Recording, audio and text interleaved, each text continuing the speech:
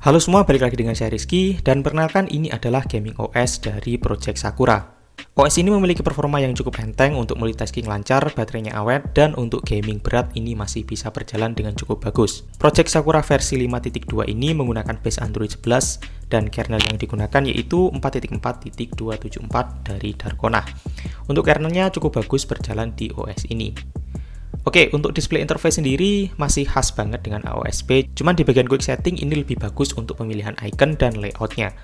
Begitu juga di bagian volume bar, di sini dia menggunakan versi yang seperti punyanya Corvus dan kawan-kawan. Saya suka dengan tipe volume bar seperti ini, tampak fresh aja kelihatannya. Kemudian di bagian recent apps, di bagian bawah di sini juga tersedia dua shortcut, terdapat screenshot dan juga untuk clear all atau hapus semua. Ini memudahkan kita untuk menghapus semua aplikasi yang terbuka di recent apps. Nah, untuk kustomisasi sendiri, Project Sakura memberikan Sakura Config. Di sini kita bisa merubah-rubah tampilan HP yang seperti kita inginkan. Mulai dari interface, kemudian quick setting, lock screen, gesture, notifikasi, dan juga di sini ada lineage part juga.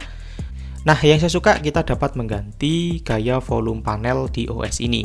Terdapat AOSP style, kemudian compact, Oreo, dan tiled style. Ini keren sih. Kita bisa mengganti volume bar di HP kita, guys. Oke, dan di OS ini juga tersedia menu gaya, di mana di sini kita bisa mengatur untuk icon style, kemudian font, dan warna aksen juga. Ya, di sini bisa mengobati kalau misalkan kita bosan menggunakan OS ini. Nah, di sini kita masuk di bagian performa. Setelah saya pakai OS ini, gak ada masalah sih, lancar-lancar aja. Namun beberapa kali saya masih menemukan adanya bug force close di beberapa aplikasi. Oke, dan untuk hasil tes performa sendiri, untuk GPU benchmark mendapatkan 456.000, ini skor yang tinggi. Kemudian untuk CPU throttling-nya di sini untuk grafiknya dia cukup tinggi, dan untuk performanya maksimal ada di 129,604 GHz, cukup tinggi. Untuk rata-ratanya ada di 115,606 GHz, dan performa paling rendahnya itu ada di 106,793 GHz. Untuk performanya di sini dia cenderung stabil dan cenderung tinggi, guys. Untuk gaming pertama saya mainkan Asphalt 9. Di sini untuk settingan grafiknya ada di bagian paling rendah. Namun game ini masih berjalan cukup lancar di OS ini, guys. Di sini saya masih menjumpai beberapa nge-lag tipis-tipis saat menabrak dengan objek yang ada di game ini. Lanjut untuk PUBG Mobile. Nah, game ini juga berjalan cukup lancar di sini. Untuk settingan sendiri, di sini kita maksimal ada di HD dengan FPS-nya high, atau kita bisa bermain di smooth dengan FPS high. Selama permainan, game ini cukup lancar dan cukup smooth sih. Saya jarang menemukan adanya nge-lag ataupun force close di game ini. Dan untuk game yang berat yaitu Genshin Impact, game ini masih bisa berjalan di OS ini.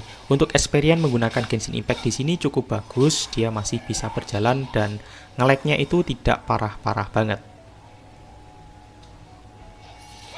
Oh ya, dan untuk grafiknya di sini saya setel di paling rendah, guys, agar lancar aja.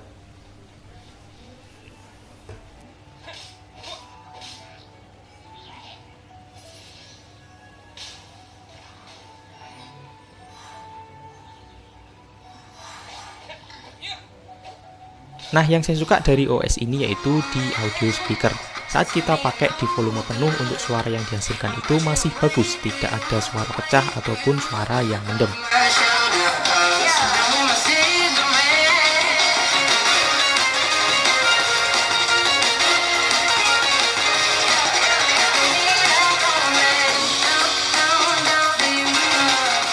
Oke, kita pindah di bagian baterai. Untuk performanya bagus. Untuk penggunaan ringan, baterai masih bisa bertahan hingga seharian penuh, bahkan bisa lebih sehari, guys. Dan satu hal yang saya suka dari OS ini yaitu di bagian storage management.